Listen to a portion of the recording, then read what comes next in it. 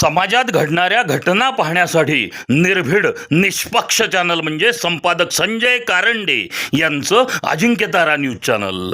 Ajinkyatara news चॅनलला like करा, share करा, सबस्क्राईब करा आणि कमेंटही करा.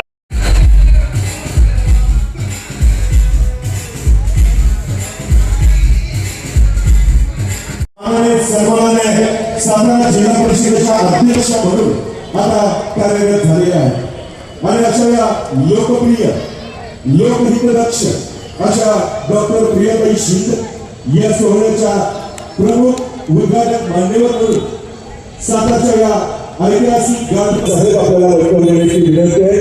त्याचप्रमाणे जिल्हाध्यक्ष गणेश दादा भिसे, कृपया आपण देखील स्टेजवर या. माता भगिनी, ज्येष्ठ मान्यवर, युवक कार्यकर्ते, तुम्हा सर्वांचंच या सोहळ्याच्या निमित्ताने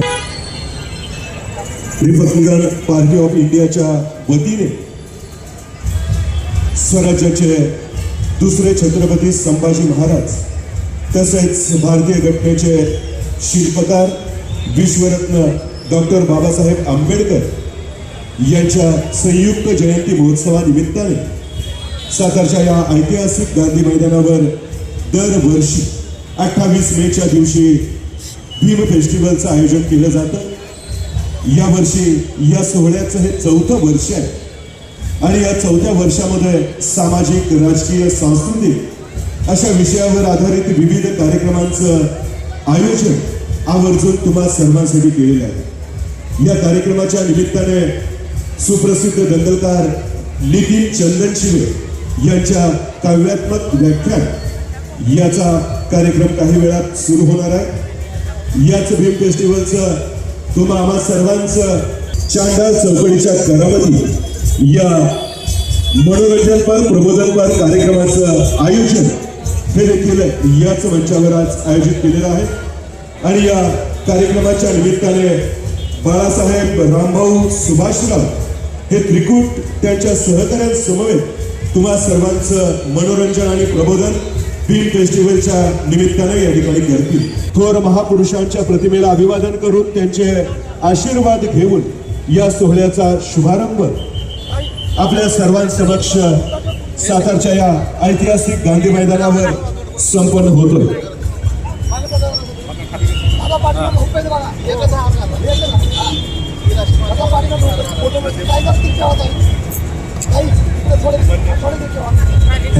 मान्यवरांच्या शुभहस्ते या ठिकाणी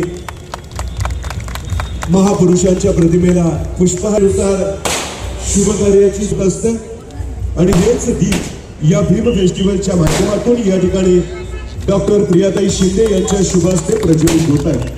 सन्माननीय जिल्हाध्यक्ष संजयजी काळे साहेब, सन्माननीय गणेश दादा भिसे आणि मंचावर उपस्थित असलेल्या सर्वच प्रमुख मान्यवरांच्या शुभहस्ते या ठिकाणी दीप प्रज्वलन आनंदात उत्साहात संपन्न होत आहे. फटाक्यांच्या आपल्या सर्वांसमक्ष या ठिकाणी सुरू होतोय. उद्घाटनानंतर लगेचच या ठिकाणी विविध कार्यक्रमाचा कार्याचा लाभ आपल्या सर्वांना या कार्यक्रमाच्या निमित्ताने घेता येतो. या ठिकाणी डॉक्टर प्रियाताई शिंदे यांच्या शुभहस्ते दीप प्रज्वलित केला जातोय. माजी नगरसेवक अमरजी गायकवाड सर, सन्माननीय पश्चिम महाराष्ट्र उपाध्यक्ष बबनदादा करंडे या प्रमुख पदाधिकाऱ्यांच्या शुभहस्ते या ठिकाणी उद्घाटनाचा सोहळा संपन्न होत असताना आपण सर्वांनी जोरदार टाळ्यांचा गजर करूयात आणि या उद्घाटन सोहळ्याचं कौतुक अभिनंदन करूयात. यशाच्या आड येणाऱ्या सर्व सीमा पार करून आकांक्षा पूर्तीकडे आपल्या या भीम फेस्टिवलची वाटचाल सदनित आणि अखंडित चालू राहू देत अशा स्नेह सदिच्छा शुभेच्छा या उद्घाटन सोहळ्याच्या निमित्ताने या ठिकाणी व्यक्त होत आहे.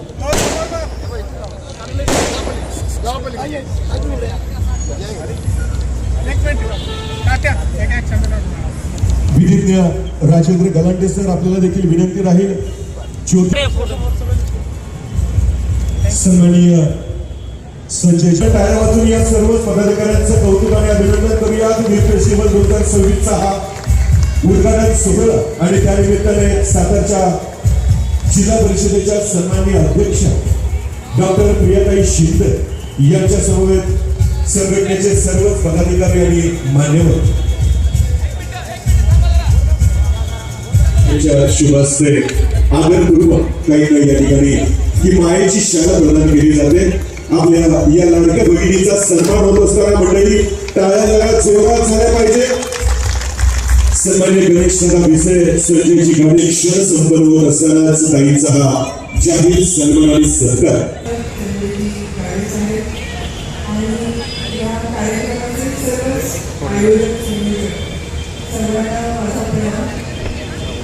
सर्वप्रथम मी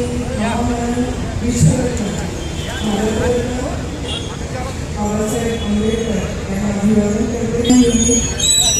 आज आपण पाहतोय की देशातले अनेक ठिकाणी म्हणजे अमेरिकेसारख्या प्रगत देशांमध्येही अनेक वाद चालू आहे.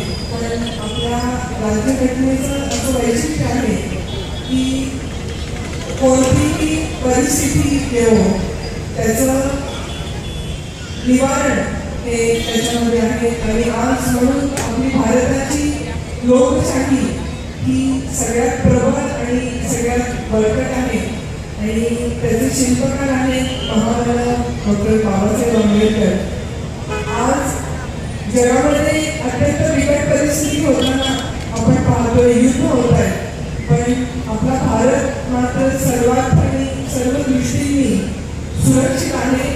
आणि त्याचं कारण आहे आपलं संविधान आणि त्याचे संविधानाचे निर्माते बाबासाहेब आंबेडकर, ज्यांच्यामुळे आपला हा भक्कम पाया संविधानाचा झालेला आहे आणि आपण पाय करून त्याच्यावर उभे आहोत.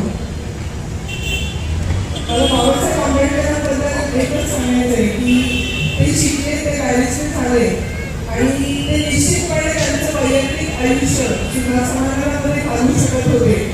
पण त्यांनी पाहिलं की माझे सर्व जे दलित बांधव आहेत, वंचित बांधव आहेत, त्यांना सोडून मी एकाच मोठं होण्यात काही अर्थ नाही. आणि चंदनाप्रमाणे त्यांनी त्यांचं सर्व आयुष्य हे चंदनाप्रमाणे भिजले आणि आपले सर्वच दलित बांधव हे आपल्याप्रमाणेच एका स्टेजला यावेत, ज्ञानाला प्रगल्भ व्हावेत, यासाठी त्यांनी पूर्ण त्यांचं आयुष्य हे व्यतीत केलं. स्वतः चंदनाप्रमाणे भिजून सुगंध हा आपल्यासाठी त्यांनी सोडलेला आहे. शांततेचा संदेश देणारे असे बाबासाहेब आंबेडकर आणि त्यांचं फेस्टिवल आपण हे 14 वर्ष आहे. आपण मोठ्या दिमाखात आणि एक व्याख्यानाने आपली सुरुवात होणार आहे, प्रबोधनाने आपली सुरुवात होणार आहे, त्याच्यानंतर मनोरंजनाचा कार्यक्रम असं या कार्यक्रमाचं स्वरूप आहे. तर तमसोमा ज्योतिर्गमय असं म्हणलं जातं की अंधारातून प्रकाशाकडे नेणारी वाट ज्यांनी आपल्याला दाखवली आणि कित्येक आयुष्यातला अंधार दूर केला ते बाबासाहेब आंबेडकर. आणि त्यांचं जे म्हणणं आहे की तुम्ही शिका, संघटित व्हा आणि संघर्ष करा. आणि हे सगळं जर करायचं असेल तर आपल्याला ज्ञान घेतलं पाहिजे. त्यामुळे मला वाटतंय आज इथं उपस्थित आपण प्रत्येकाने महामानव बाबासाहेब आंबेडकरांचं चरित्र ते वाचलं पाहिजे, ते आचरणात आणलं पाहिजे आणि ते जगलं पाहिजे. त्या चरित्राचं आपण 50% काम जरी आपण अंगीकारू शकलो तरी मला वाटते आपल्या आयुष्याचं आणि आपल्या सगळ्याच आजूबाजूच्या बांधवांचं आयुष्याचं हे सोनं होणार आहे. आणि याप्रमाणे आपण निश्चितपणे त्यांच्या आचरणाच्या पदपथावर चालूया. आणि जे कार्य त्यांनी स्वतः पूर्ण समाजासाठी, फक्त भारतासाठी नाही तर पूर्ण वैश्विक कार्य हे त्यांच्याकडे घडलेलं आहे. आणि काही काळानंतर त्यांनी बौद्ध धर्माची दीक्षा घेतली आणि एक शांततेचा, मानवतेचा संदेश हा पूर्ण जगासमोर आणला. तर त्यांचं चरित्र हे आपण जगलं पाहिजे हेच मी या कार्यक्रमाच्या निमित्ताने आपल्याला सांगू इच्छिते. आणि सातारा जिल्ह्याची जिल्हाध्यक्ष म्हणून आपल्या काही अडचणी असतील तर तुम्ही केव्हाही माझ्याकडे या. माझ्या अखत्यारीत असलेल्या 100% मी आपल्यासाठी द्यायला तयार आहे. आमदार महेश दादांचा आपला सगळ्यांचे परिचय आहेच. आमदार महेश दादा याच विचाराचे आहेत. सर्व समाजाला घेऊन काम सर्वाधिक निधी 9 कोटी रुपये निधी गरीब बांधवांसाठी आज दिलेला आहे. सगळ्यात आजपर्यंत झालेल्या विधानसभा सदस्यांपैकी हा सगळ्यात मोठा निधी आमदारांच्या माध्यमातून दिलेला आहे. तर माझ्या हातात जे काही आहे ते 100% आपल्याला देण्याचा निश्चित प्रयत्न करेल आणि आपण कोणत्याही आपल्या समस्या अडचणीच्या माझ्या हातात आहे त्या माझ्यापर्यंत आणा. कारण मला वाटते एक संधी मला दिलेली आहे, जिल्हाध्यक्ष पद दिलेले आहे आणि त्या पदाचा जो काही अधिकार आहे, ज्या काही त्याचं पोटेन्शियल आहे, त्या अधिकारातला प्रत्येक गोष्टी हा माझ्याकडून होतील निश्चितपणे आणि यासाठी आपल्या सर्व बांधवांची सहकार्य मला लागेल आणि निश्चितपणे ते आपण मला द्याल असं मला वाटतं. आणि भगवंतांनी मला ती शक्ती द्यावी अशी मी या पदाला शोधेल आणि या पदाची जी ताकद आहे त्या ताकदीचं काम त्या भगवंतांनी माझ्याकडून करून घ्यावं अशी मी ईश्वराकडे प्रार्थना करते. आणि आज सुवर्णिम काळ आहे की छत्रपती शंभूराजांची पुण्यतिथी आणि ती फेस्टिवल असा एक सुरेख संगम आपण साधलेला आहे की ज्यांनी आपलं पूर्ण आयुष्य हे धर्मासाठी वेचलं आणि शेवटपर्यंत कोणताही तडजोड त्या धर्मासाठी केली नाही आणि पूर्ण आयुष्य एक आमच्यासाठी एक आदर्श ठेवला की एवढी प्रचंड ताकद असताना आपण धर्मासाठी काय योगदान दिलं पाहिजे आणि ती आज या जयंतीनिमित्त एक आदर्श आपल्या सगळ्यांसमोर आहे आणि त्या आदर्शानेच आपण सर्वजण यापुढे वाटचाल करूया एवढंच सांगते. आणि आपल्या सगळ्यांचं प्रेम आणि पाठिंबा असा सतत आमच्या पाठीशी राहते ही इच्छा या बीड फेस्टिवल इथं व्यक्त करते. आणि तुमचा आमचा जो मनोरंजनाचा कार्यक्रम आहे, व्याख्यान जे आहे माननीय चंदन शिळे साहेब, तर त्यांचं व्याख्यान ऐकण्याची एक खूप मोठी इच्छा होती. निश्चितपणे पुढे योग काही कार्यक्रमासाठी पुढे जायला आहे. आपल्या सर्वांची पुनश्च भेट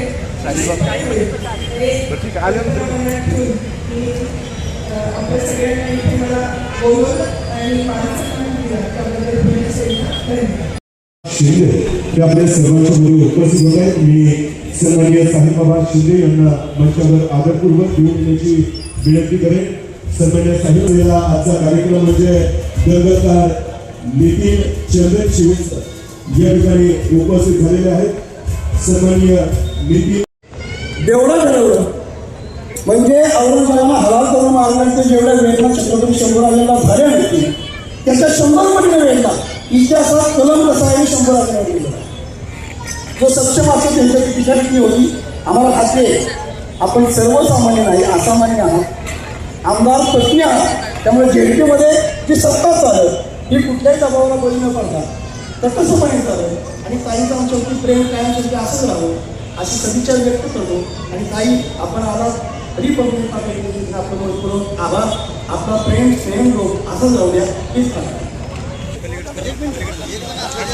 छत्रपती संभाजी महाराज यांच्यावरील हा ग्रंथ त्यांना या सोहळ्याच्या निमित्तानं आदरपूर्वक सप्रेम भेट करून देण्यात येतो. साईबाबांचा आम्ही या बीड फेस्टिवलच्या निमित्ताने प्रमुख उपस्थितीमध्ये संपन्न होतोय. जोरदार टाळ्या वाजूया दंगलकार नितीन चंदन शिवे सर.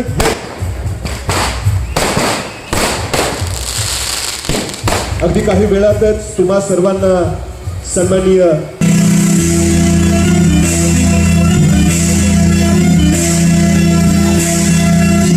सुरुवातीला साहेबांनी आजचा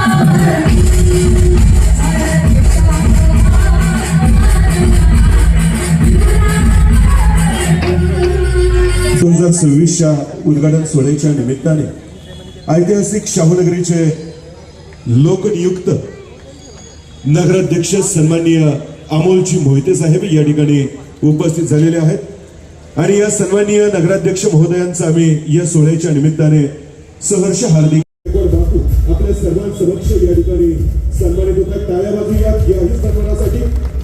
आजच्या या शाहूनगरीमध्ये सन्मान होतोय करवीर नगरीतील भारत सभांचे निष्ठावान आणि विश्वासू समर्थक म्हणून उभ्या महाराष्ट्राला परिचित असलेले व्यक्तिमत्व या कार्यक्रमामध्ये सन्मानित होत आहे. विजयी झालेले नगराध्यक्ष तीन फेस्टिवलच्या निमित्तानं आपल्या सर्वांसमक्ष या ठिकाणी सन्मानित होत आहेत. टाळ्याचं गजर करूया नगराध्यक्षांच्या या सत्कारासाठी.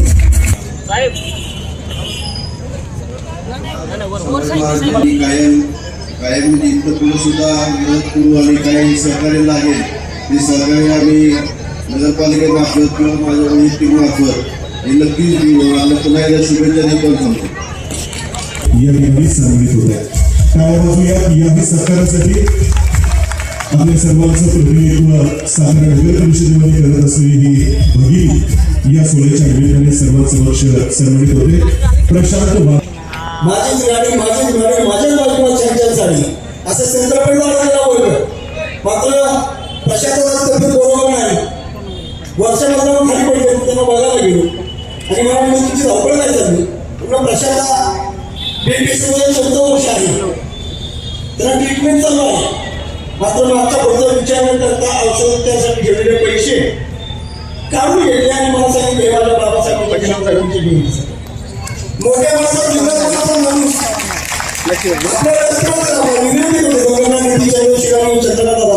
आपण दोघांनी सत्य.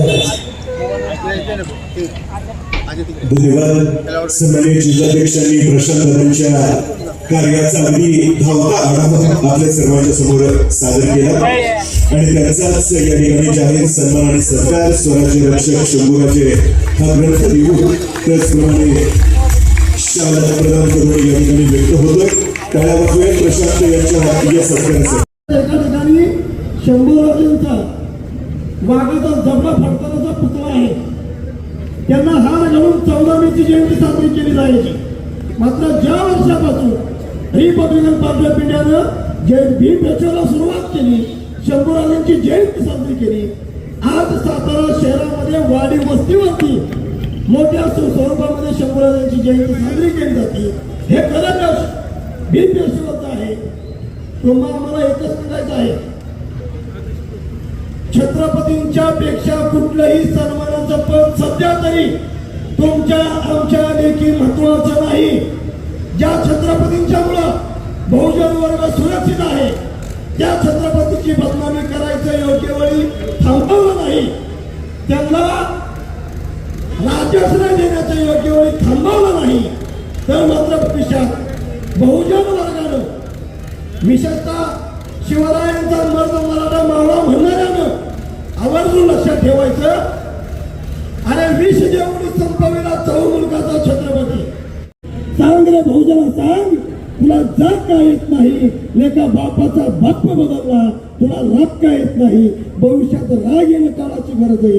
अन्यथा आमच्या छत्रपतींचा असाच अपमान केला जाईल. भीम पेशवे संदर्भात सातारा जिल्ह्याचे रिपब्लिकन पार्टी इंडियाचे जिल्हाध्यक्ष आदरणीय गणेश विषय भाऊ 2 मिनिट आपली प्रस्तावना सादर करतील.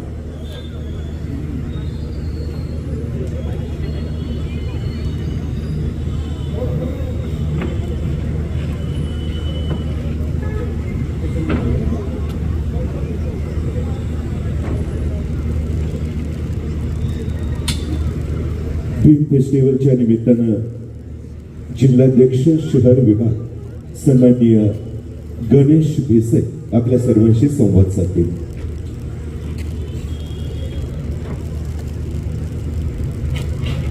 सर्वांना क्रांतिकारी जय भीम, जय भीम, जय शंभूराजे. रिपब्लिकन पार्टी ऑफ इंडियाचं हे 4थं वर्ष आहे. आपण या ऐतिहासिक गांधी मैदानावर गेल्या 4 वर्षापासून भीम फेस्टिवलचं आयोजन करतोय. भीम फेस्टिवलचं आयोजन करत असताना फक्त मनोरंजन हा उद्देश डोळ्यासमोर नाही, तर मनोरंजन, प्रबोधन याचा मिलाप या माध्यमातून आम्ही करत आहोत. खऱ्या अर्थानं या महाराष्ट्रामध्ये संभाजीराजांची जी अवहेलना होत आहे, संभाजीराजांना जाणीवपूर्वक बदनाम करण्याचं षडयंत्र इथली जी व्यवस्था करत आहे ते हाणून पाडण्यासाठी खऱ्या अर्थानं इथला भीमसैनिक या फेस्टिवलच्या आयोजनाच्या माध्यमातून छत्रपती संभाजीराजे हे आमचे राजे आहेत, हे रयतेचे राजे आहेत की ज्या छत्रपती शिवरायांनी स्वराज्याची बीजं रोवली आणि आपल्या रक्ताचं शिंपण करून ते खऱ्या अर्थानं वाढवण्याचं काम छत्रपती संभाजी महाराजांनी केलं. जे स्वराज्य इथल्या कष्टकरी बहुजन वर्गाचं, इथल्या शेतकऱ्याचं, शेतमजुराचं, इथला सर्वसामान्य माणूस ज्याला असं वाटत होतं की हे स्वराज्य माझं आहे आणि हे स्वराज्य निर्माण होण्यासाठी, त्याचं संरक्षण करण्यासाठी आपल्या प्राणाची आहुती छत्रपती संभाजी महाराजांनी केली. आम्ही या सातारा जिल्ह्यामध्ये रिपब्लिकन पार्टी ऑफ इंडियाच्या माध्यमातून तथागत भगवान गौतम बुद्ध, छत्रपती शिवाजी महाराज, छत्रपती संभाजी महाराज, क्रांतिबा ज्योतिबा फुले, क्रांती ज्योती सावित्रीबाई फुले, विश्वरत्न महामानव डॉक्टर बाबासाहेब आंबेडकर, साहित्यरत्न लोकशाहीर अण्णाभाऊ साठे यांच्या विचारानं प्रेरणा घेऊन आम्ही खऱ्या अर्थानं या सातारा जिल्ह्यामध्ये रिपब्लिकन पार्टी ऑफ इंडियाच्या माध्यमातून काम करत आहोत. आणि हे काम करत असताना आम्ही दरवर्षी या भीम फेस्टिवलच्या माध्यमातून लोकांशी संवाद करण्याचा एक प्रयत्न करत असतो. वर्षभर 364 दिवस इथला भीम सैनिक रस्त्यावरची लढाई करत असतो, परंतु 14 एप्रिलच्या का निमित्तानं होईना त्याला आनंद उत्सव साजरा करण्याची एक संधी मिळत असते. त्याचाच औचित्य साधून आम्ही खऱ्या अर्थानं भीम फेस्टिवल दरवर्षी साजरा करत असतो. आपण सर्वजणांनी दरवर्षीप्रमाणे यंदाही अतिशय उत्साहामध्ये या भीम फेस्टिवल मध्ये सहभाग नोंदवला, आमच्या सर्वांना उपकृत केलं. आपण या ठिकाणी उपस्थित राहिला त्याबद्दल मी रिपब्लिकन पार्टी ऑफ इंडियाचा सातारा जिल्हाध्यक्ष म्हणून आपल्या सर्वांचं आभार मानतो. आमचे जिल्ह्याचे नेते सन्माननीय संजय गाडे साहेब यांच्या वतीने सुद्धा आपल्या सर्वांचं आभार मानतो. आणि हा कार्यक्रम यशस्वी करण्यासाठी ज्यांनी ज्यांनी आम्हाला मदत केली, ज्यांनी ज्यांनी आम्हाला सहकार्य केलं, त्यांच्या प्रती आम्ही ऋण व्यक्त करतो आणि आपले आभार मानतो. जय भीम, जय बुद्ध, जय भारत, जय संविधान. रक्ताचा साक्षीदार जी पोरं होतात त्याच पोरांना 14 तळ्यात उतरलेल्या पायांची जाणीव आणि भान असतं. आणि मला वाटतं ती जाणीव आणि भान असणारे हे आयोजक आहेत. मित्रांनो, आज स्वराज्य रक्षक छत्रपती संभाजी महाराजांची जयंती आपण साजरी करतोय भीम फेस्टिवलच्या निमित्तानं. संजय दत्तांनी हा जो घाट गाठलेला तिच्या रक्त आटवलेला आहे आणि हे सगळं उभं केलेलं आहे. पण आम्हाला दाखवला जातो तो औरंगजेबाने मारलेला शंभूराजा. बुद्धभूषण ग्रंथ लिहिणारा शंभूराजा जर जगाला कळाला तर महाराष्ट्रातली सगळी मेंढर शहाणं होती. खरं तर ती औरंगजेबाने शंभूराजाला मारला असा इतिहास नाही. उलट ती गावडं तडपडून नेल्यानंतर यो राजा आमच्यामुळे झोकला कसा नाही, सडून नेलं ते. हा स्वाभिमान दिला या शंभूराजाला. आणि आज आम्ही स्वाभिमान चौकात मुजरा करताना बघायला इथला हरवलाय तो भारतीय, इथला हरवलाय तो तिरंगा आणि हरवलाय तो भारतीय भारत. हल्ली सगळेच जाती धर्माची कट्टरता वाढलेली आहे. मी बरं बोलणारा वक्ता नाही, काय असेल ते खरं बोलणारा माणूस आहे. आणि खरं बोललं की हल्ली लोक मारतात. चौकात जरी गेलो तर कोण म्हणते मी हिंदू, दुसरं म्हणते मी मुसलमान. आता हे दोनच होते, आता त्यात ऍड झाले अजून. एक म्हणते मी मराठा, दुसरं म्हणते मी मी माग, मी चांबा, मी भो, मी याव, मी त्याव, आणि मी मुद्दे जाऊन म्हणतो मी भारतीय. तर ते लगेच मला मारतात. ते म्हणतात हे नवीन काय आलं. मी म्हणतो मी कडून मीच नाही, तुम्ही नवीन नाही. असा रोज या जातीवाद्यांचा मार खाऊन मी काळा पडलोय. मी आधी गोराच होतो, ही जातीवादी रोज मारतात. म्हणून कवितेच्या ओळी येतात की सारे धर्म ग्रंथ वाचले, सारे धर्म ग्रंथ वाचले, पान चाळताना फक्त एवढीच चूक झाली, बोटाला जिभेवर न्यावं लागलं. सारे धर्म ग्रंथ वाचले, पान चाळताना फक्त एवढीच चूक झाली, बोटाला जिभेवर न्यावं लागलं. मी धर्मालाच ठोका लावला आणि मी माणूस झालो. परवा घर रंगवताना रंगांची फार भीती वाटली. लोक हरामी, घराचा रंग बघून माणसाची जात ठरवतात. म्हणून मी अख्खं घरच पांढरं शुभ्र केलं. मी जातीलाच चुना लावला आणि मी माणसात आलो. हे माणसात येणं फार गरजेचं आहे. माझ्या असल्या कविता असल्यामुळं जातीवादी चिडतात खूप. परवा तिकडे जळगावच्या भागात माझा कार्यक्रम होता. असाच मी कार्यक्रमाला गेलो तर कार्यक्रम सुरू व्हायच्या आधीच DYSP आली, 2 कॉन्स्टेबल घेऊन. मला म्हटले चंदनशेठ तुम्ही भाषण करू नका हसताय. तर तो म्हटला तुमचं तोंड काळ करणार आहे. मी म्हटलं साहेब मला भाषण करू दे, मी खूप लागून आलोय. तर ते म्हणले अहो उगाच दंगल वगैरे होईल, दंगा होईल, तुम्ही नका या नादाला लागू. अहो पण म्हटलं मला बोलायचंय, मी भाषण बिषण सगळी तयारी करून आलोय. तर ते म्हटले तुमच्या रिस्कवर बोलणार का, तुमच्या रिस्कवर करणार का. मी म्हटलं अहो आम्ही जन्माला येतानाच आमच्या रिस्कवर आलोय, अजून असली कसली रिस्क आहे म्हटलं आमची. आणि मी भाषणाला सुरुवात केली. सुरुवातीलाच मी असं सांगितले की जे कोणी मला शाई टाकायला आलेत माझ्या अंगावर त्यांना विनंती एवढीच आहे म्हटलं त्यांनी चुना आणा म्हटलं. अजून म्हटलं शाई टाकून काय काळ करणार आहे माझं. उद्या पेपरात नाव कसं येईल, बातमी कशी येईल, चंदन चिवेंचं तोंड काढ ती आधीच आहे म्हटलं. किमान चुना टाकून पांढरं केलं ते बातमीला तरी वजन नाही. ही जी जगात सत्ता कोणाची असो, रुबाब जय भीमवाल्यांचाच पाहिजे एवढं लक्षात ठेवा. रुबाब मराठी मावळ्यांचाच पाहिजे एवढं लक्षात ठेवा. आणि तो रुबाब द्यायलाच मी आलो होतो. आणि ते रुबाब असणारी, ते टीकात्मक असणारी, राजकारण्यांवरची चिमटा काढणारी कविता. आता चंदन शिवे म्हटलं की आमच्या कवितेची समीक्षा चिमटा काढणारी कविता अशी होत नाही. ती विद्रोही कविता, नक्षलाईट कविता अशी होते. पण ती दुसऱ्याने लिहिली की मग चिमटा काढणारी कविता. पण काय आम्हाला कशाच मी टाका, आम्ही तर घुसवायचं तसं घुसवणारच आहे.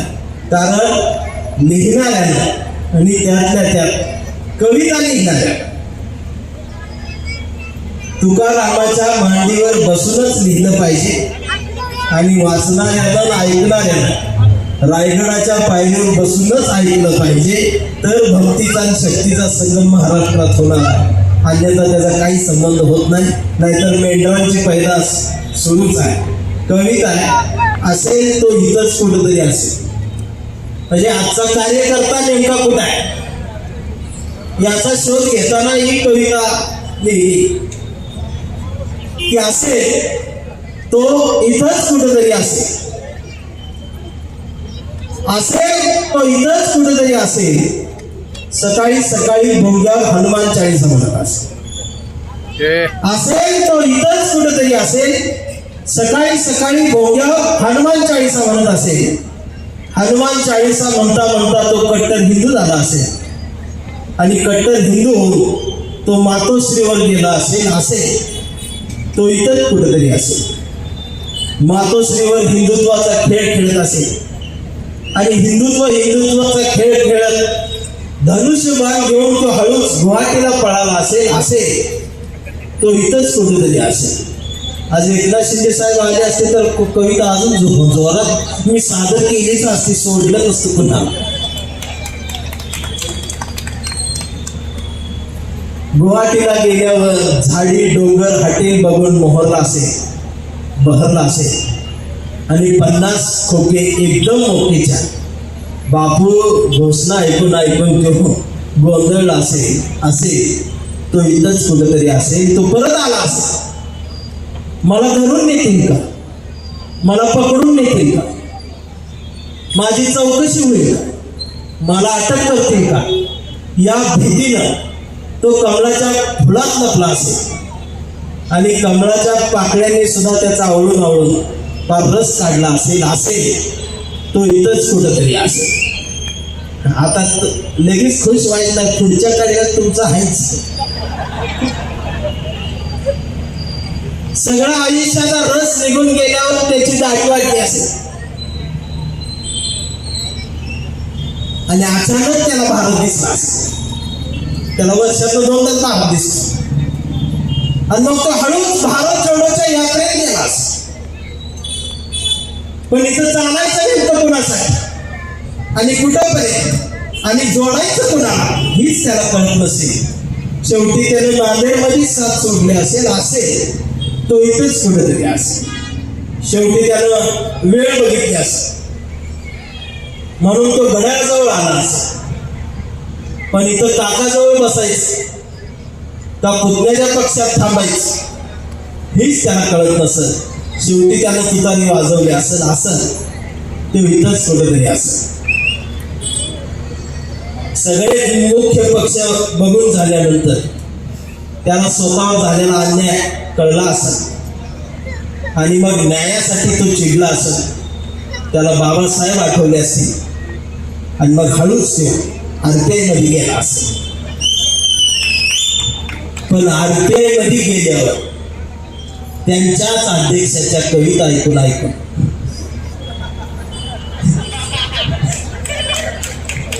आता साहेब आमची गावाले ही कविता लिहिली तेव्हा पहिल्यांदा त्यांनाच ऐकवली होती. त्यामुळे कार्यकर्ते काय माझ्यावर रागवायचं नाही. त्यांच्याच अध्यक्षाच्या कविता ऐकून तो गरजला असेल. आणि अचानक त्याला वंचित झाल्यासारखं वाटत असेल. तो इथंच कुठंतरी असेल आणि मग शेवटी तो वंचित मध्ये आलास. पण इथं नेमकं वंचित कोण हीच त्याला कळत नसतं. आणि मग मी विचार करतोय की भीम फेस्टिवलला गांधी मैदानात तो आला असेल, कोपऱ्यात कुठेतरी बसला असेल, माझ्या कविता ऐकत असेल आणि माझं बोलणं ऐकून झाल्यानंतर जर त्याने मनापासून ऐकलं तर ते माणूस बनणार. माणूस म्हणतात की मग मात्र इथंच थांब, या गोंधळात कुठं अडकून जाऊ नकोस, देशाची परिस्थिती ही आहे. वॉटर बॅग आहे, वॉटर बॅग आहे बरं ही. गुरुजी सरकारने प्लास्टिक बंदी केल्यापासून मी घरचाच माल वापर. गुरुजी शेळा पुढे घ्यायची किंवा जरा का असू कुठे जायचं अजून पुढे जाशील. रामभाऊ कोण आले बघ. गुली मालिकेतली गुली आली, गुली मावशी हे येऊ दे की. मला बघायला. हो तर लेखनाच पण माझं झालं. लिपस्टिक लावून आलं सांगतोय वेळ. गुरुजी मी काय लिपस्टिक नाही लावली. आईने केसर खाल्लं होतं मी पोटात असताना, त्यामुळे माझं होट लाल पडलंय. काय तुझी आईने केसर खाल्ली होती? हो तुझ्या आई माझ्या आई एकत्र खात होत्या दोघी. आला काय गप्प? टाइम मिळत नव्हतं. हे यार गप की चांदू असा आणि काय झालं लावले असं फेस्टिवल महाराष्ट्रभर गावभर जगभर होणं गरजेचं आहे. कारण या निमित्ताने आपल्याला शिका, संघटित व्हा, संघर्ष करा हा संदेश मिळतो. छत्रपती शिवरायांचा वारसा मिळतो. स्वराज्य रक्षक छत्रपती संभाजी राजांचा वारसा मिळतो. आम्हाला जगावं कसं, वागावं कसं, त्याचबरोबर ज्ञान कसं घ्यावं याचं ज्ञान मिळतं. म्हणून या खऱ्याने साताऱ्यासारख्या भेट फेस्टिवलमध्ये असे कार्यक्रम गावागावामध्ये होणं गरजेचं आहे. या तुमच्या चांगल्या कार्यास माझ्या सकट माझ्या सर्व देवांचा जाहीर पाठिंबा आहे.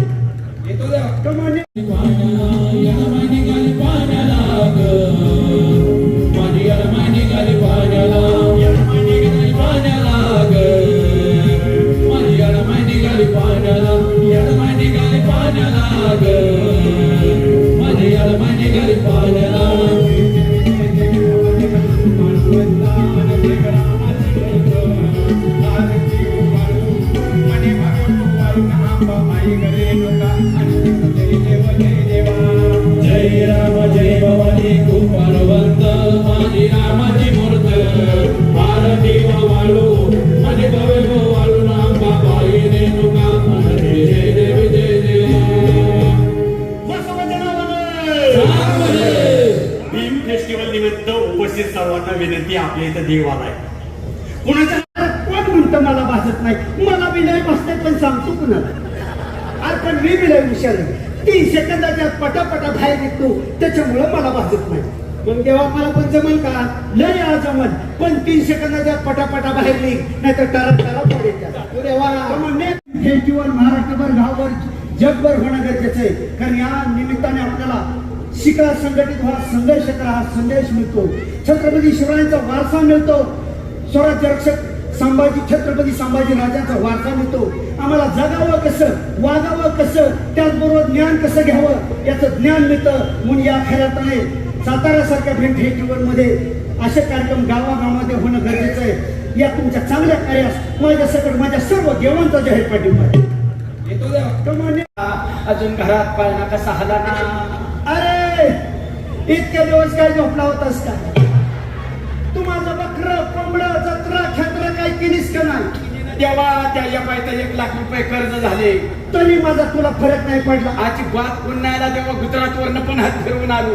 अरे येड्यांनो, जेव्हा माझा फरक पडत नाही, जेव्हा माझा गुण येत नाही, तेव्हा डॉक्टरकडे जायचं असतं. अरे येड्यांनो, जेव्हा मला फरक नव्हता पडत तेव्हा मी पण डॉक्टरकडेच गेलो. आणि तेव्हा समजा डॉक्टरचा पण गुण आला तर, अरे डॉक्टरचा पण गुण आला तर एखादं अनाथाश्रमातलं बालक दत्तक घ्यायला. बरं देवा का मान्य देवा. अहो देवा, आम्ही आम्ही लहान होतो तेव्हा कसा बदा पाऊस पडायचा. पण ह्यो पाऊस आधी कसा पडतोय, कधी पडतोय कधी पडत नाही. पडला तर गावाची गावावर लावतोय. अरे आवाजावनं तर बरंच जण फार वाटते. अरे मला तुझं वय किती? आता देवा, मी 80 वर्षाचा झालो की. बराच जगलास. बरं जगणच का माझं काय जात तुला मुलं मला की आता देवा मस्त वाटत होतं थंडीवर व्हावी पण फक्त 12 झाली. अरे लाज वाटते का? लोकसंख्येचं इतकं प्रोडक्शन वाढवण्यापेक्षा आतापर्यंत जर झाडं लावली असती तर हाच पाऊस नेहमीच पडला असता, हाच पाऊस पटा पडला असता. म्हणून येड्यांनो, निसर्गाचा समतोल राखण्यासाठी झाडे लावा, झाडे जगवा, हा नाश थांबवा, हा विनाश थांबवा. समाजात घडणाऱ्या घटना पाहण्यासाठी निर्भीड निष्पक्ष चॅनल म्हणजे संपादक संजय कारंडे यांचं Ajinkyatara news channel. Ajinkyatara news चॅनलला लाईक करा, शेअर करा, सबस्क्राईब करा आणि कमेंटही करा.